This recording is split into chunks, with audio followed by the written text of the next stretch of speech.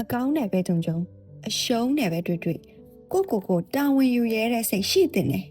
ဒါဆိုရင်လူတွေရဲ့ဘဝဒီထက်တိုးတက်လာမှသိကြတယ်အကောင်းအဆိုးနှစ်ခုစလုံးကိုတာဝန်ယူရဲတဲ့စိတ်နဲ့လောကကြီးကိုဆက်ဆံလိုက်စမ်းပါကွာအမရာပါအမရာဒီနေ့ဖတ်ပြပေးမှာကတော့ဆရာဦးဘုံတာတူရဲ့တုံညဆိုတဲ့စာအုပ်ထဲကချိမှန်ဆိုတဲ့ဝိထုတို့လေးပဲဖြစ်ပါတယ်မှတ်မိပါသေးတယ်ကျွန်တော်10တန်းတုန်းကပေါ့အတန်းထဲမှာအဆင့်1ရခဲ့ဘူးတယ်ကျွန်တော်ဘဝမှာဒီတစ်ချိန်သာအဆင့်1ရခဲ့ဘူးတာပါအမေက report card ကိုကြည့်ပြီးဒီလိုပြောတယ်တိတ်တော်တဲ့ငါသားလေးအမေဒူသားလေးလိမ်မာလိုက်တာမကြပါဘူးဒီဇင်ဘာလဒုတိယအစမ်းစာမေးပွဲမှာအင်္ဂလိပ်စာနဲ့ဘိုင်ယို2ဘာသာကြအဲ့ခါကျအမေကဒီလိုပြောပြန်တယ်ဒါမင်းအဖေနဲ့တူတာမင်းအဖေလည်းဒီအတိုင်းပဲစာကတော့ဟုတ်မလို့နဲ့နောက်ကြတော့ဖျားရှူတယ်အင်္ဂလိပ်စာနဲ့ဘိုင်ယိုသင်တဲ့ဆရာတွေကလည်းဘလို့သင်နေမှမသိတာငါသားလေးအဲ့လောက်မညံ့ပါဘူးလမ်းထိပ်ကအောင်ခိုင်နဲ့တွဲလို့မင်းညံ့တာအဖေကအမေပြောသမျှကိုပြုံးကြီးနားထောင်နေတတ်တယ်မှတ်မိပါသေးတယ်ကျွန်တော်စာသင်တဲ့ဆရာဖြစ်လာခဲ့တယ်အဲ့ဒီမှာအတိုင်းတာတစ်ခုထိပိုင်ဆိုင်မှုတွေရှိလာခဲ့တယ်အမေကထုံးစံတိုင်းပဲဒီလိုပြောပြန်တယ်တိတ်တော်ရင်ငါသားလေးအမေတို့သားလေးလိမ်မာလိုက်တာမကြပါဘူးအခက်အခဲတွေနဲ့ကြုံပြီးအစင်မပြေမှုတွေတွေ့လာတဲ့အခါအမေကဒီလိုပြောပြန်တယ်မင်းအဲ့ဒါမင်းရဲ့အပေါင်းအသင်းမကောင်းလို့လူပေါင်းမှားလို့လူယုံတတ်တာလူတွေကမကောင်းဘူးလူတွေကသစ္စာမရှိဘူးမင်းသူတို့နဲ့မပေါင်းဘဲနေရင်အဲ့လိုမဖြစ်ဘူးအပေါင်းအသင်းတွေကြောင့်မိတ်ဆွေတွေကြောင့်ဒီလိုအောင်မြင်မှုရနေခဲ့တာကိုအမေကမေ့ပြစ်လိုက်ပြီလားမသိဘူးအဖေကတော့အမေပြောသမျှကိုပြုံးပြီးအမြဲနားထောင်နေတတ်တယ်ဒီနေ့စီကပေါ့ကျွန်တော်နဲ့ကျွန်တော်မိန်းမစကားများကြတယ်ကျွန်တော်က light track တစ်စီးဝယ်တယ်ကားအကြောင်းကိုကောင်းကောင်းနားမလဲဘူးဒီဇယ်အင်ဂျင်အကြောင်းကိုဘာမှမသိဘူးဒီတော့ပတ်မကောင်းတဲ့အတွက်ကားကလမ်းမှာခဏထိုးပြီးရက်တယ်နှိုးရတာကလည်းခက်တယ်ဒီအတွက်မိန်းမနဲ့ကျွန်တော်စကားများရတာရှင်အဲ့လိုမှနားမလဲဘူးလားရှင်ပေါင်းတဲ့တွေကလှုပ်ချလိုက်ပြီ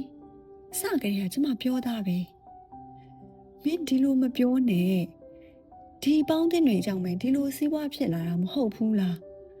စင်ပြေနေတော့ကတော့ပြုံနဲ့အစင်မပြေမှုလည်းတွေ့ရောဟိုလို့လည်းညို့ထိုးဒီလို့လည်းညို့ထိုးနဲ့တရခန့်မရှာစမ်းပါနဲ့လည်းညို့ထိုးတာမဟုတ်ဘူးရှင်အမှန်နဲ့အတိုင်းပြောပြတာရှင်တငယ်ချင်းဟိုကောင်လေမောင်ဆိုတဲ့အကောင် तू ကမလဲရှုံးရှင်သူ့ပြောကောင်းလို့ရှင်ဒီကားကိုဝယ်တာမဟုတ်လားကျမအစအထင်သားပဲကျန်တဲ့အပေါင်းအသင်းတွေကလည်းမထားကြလက်ကားနေမြှောက်ပေးနေကြတယ်ကျွန်တော်တို့လည်းများစကားများနေကြတာ哦အဖေကပြုံးကြီးကြည့်ပြီးနားထောင်နေပြန်တယ်တရင်ကျလာပြိတ်နေတော့ကအဖေနဲ့အမေကိုကျွန်တော်တို့လည်းများသွားပြီးကြောကြတယ်အမေကပြုံးလို့အဖေကတော့ပုံမှန်တိုင်းပါပဲအမေကမေးတယ်တာချင်းနဲ့ကဘာတွေတော့စတိုးဆိုင်ကဝယ်လာတာပဲမေရဲ့တခါတည်းပါကင်ပိတ်ပြီးပြင်ဆင်ထားတဲ့အတွက်ဘာတွေပါမှန်းတော့တိတိကျကျမသိဘူးအေးအဲ့ဒါမင်းအဖေနဲ့မင်းကတူတာ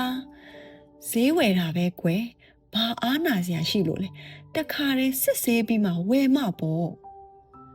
အဖေကတော့အမေကိုပြုံးပြီးချိနေရှာတယ်ဘာစကားမှမပြောစေးဘောလိတ်တို့ကြီးကိုဖွာပြီးတော့နှုတ်ဆက်နေကြတယ်အမေကအဖေကိုမျက်စောင်းထိုးပြီးကြည့်အဖေကမသိကြအောင်စောင်းနေကျွန်တော်တို့လည်းများကြော့ပြီးလို့ခုံမော်ထိုင်လိုက်ကြတယ်အဲ့ခါကျမှအဖေကသူပြောချင်တဲ့စကားတွေကိုပြောပါတော့တယ်ဒီမဲသားနဲ့သမီးအဖေပြောတဲ့စကားကိုသေချာနားထောင်ကြစမ်းဒီမှာတွေ့လားကြည့်မှန်တစ်ချက်အဖေကနိုင်ရမှာချိတ်ထားတဲ့ကြည့်မှန်ကိုလက်ညှိုးထိုးပြတယ်လူတွေကအောင်မြင်မှုကြုံတွေ့ရင်ကိုဖြစ်ချင်တာတွေကိုလှုပ်ချင်တာတွေအဆင်ပြေရင်မှန်ကိုကြည့်ကြတယ်မှန်တဲ့ကကိုယ့်ရဲ့ပုံရိပ်ကိုကြည့်ပြီးစိတ်ထဲကဒီလိုပြောကြတယ်တိတ်တော်တဲ့ငါပဲ ငါလောက်တော်တဲ့သူကဘာမှမရှိဘူးငါကစိတ်ကောင်းရှိတာကိုတော်မှာပေါ့ငါကစီးစနစ်ရှိတဲ့သူဆိုတော့ဒီလိုအောင်မြင်ရမှာပေါ့ဝိရိယကလည်းရှိစူးစမ်းမှုကလည်းရှိဆိုတော့ဒီလိုဖြစ်ရမှာပေါ့ငါကွဆိုပြီးတော့ကို့မှန်တဲ့ကပုံရိပ်ကိုကြည့်လို့လက်မလေးတစ်ထောင်ထောင်နဲ့ဘဝင်မြင့်တက်ကြတယ်ဖေပြောတဲ့စကားကလည်းဘာမှထူးထူးဆန်းဆန်းမဟုတ်ပါဘူးလို့ကျွန်တော်စိတ်ထဲမှာတွေးနေမိတယ်ဒီမဲငါသားတကယ်လို့သာကိုလှုပ်သမျှအစင်မပြေဖြစ်ပြီးကြာရှုံးမှုတွေဆုံးရှုံးမှုတွေကြုံတွေ့ခဲ့ရင်လူတွေကမှန်ကိုမကြည့်ကြတော့ဘူးဟောဒီမှန်ရဲ့ကက်လျက်မှာရှိတဲ့ပရင်းပေါက်ကိုဖွင့်ပြီးလောကကြီးကိုကြည့်လိုက်တယ်ပရင်းပေါက်ရှိမှတွေ့လာသမျှအရာအလုံးကိုအပြစ်တင်တော့တာပဲလက်ညှိုးထိုးတော့တာပဲဒီလိုကြရှုံးရတာမင်းတို့ကြောင့်ဒီလိုအစင်မပြေဖြစ်ရတာနင်တို့ကြောင့်ဒီလိုလွဲချော်ရတာနင်တို့အားလုံးကြောင့်အဲ့ဒီကြရှုံးမှုထဲမှာကိုကလွဲပြီးကြံတဲ့သူတွေကိုအပြစ်တင်တော့တာပဲအဖေစကားကအတိတ်ပဲပါတယ်လို့တွေးလိုက်မိတယ်ဟုတ်တယ်ငါသားလူဆိုတာအောင်မြင်ရင်မှန်ကိုကြည့်ပြီးကိုကြောင့်လို့ဂုဏ်ယူတတ်ကြတယ်ကြရှုံးရင်မှန်ပေးရပရင်းပေါက်ကိုဖွင့်ပြီးလောကကြီးကိုအပြစ်တင်တတ်ကြတယ်တော်တော်ရည်ရတယ်ကွာအောင်မြင်မှန်ကိုကြည့်ပြီးကိုကြောင့်လို့ဂုဏ်ယူတတ်ရင်ကြရှုံးနေတဲ့အချိန်မှလည်းမှန်ကိုကြည့်ပြီးကိုကြောင့်လို့တာဝန်ယူရဲရမယ်အခုတော့အောင်မြင်ရင်ကိုကြောင့်ကြရှုံးရင်သူများကြောင့်ဆိုတဲ့တာဝန်မဲ့ခက်ညံ့ညံ့အပေါ်စားအယူဆတွေနဲ့လောကကြီးကိုလူတွေကတိဆောက်နေကြတယ်အဲ့ဒီအချိန်မှာအမေကအဖေစကားကိုစိတ်မဝင်စားခြင်းအောင်စောင့်နေ